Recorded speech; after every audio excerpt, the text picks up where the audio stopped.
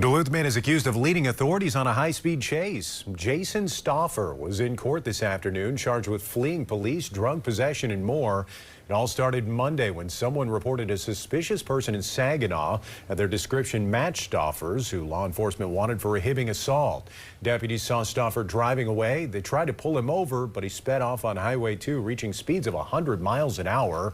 Authorities eventually used stop sticks near Proctor. He crashed into two other vehicles, hurting one person who's expected to be okay. Stauffer ran off and was eventually arrested with help from a taser. Authorities say they found meth, cocaine, and fentanyl in his car. Bail is set at $30,000.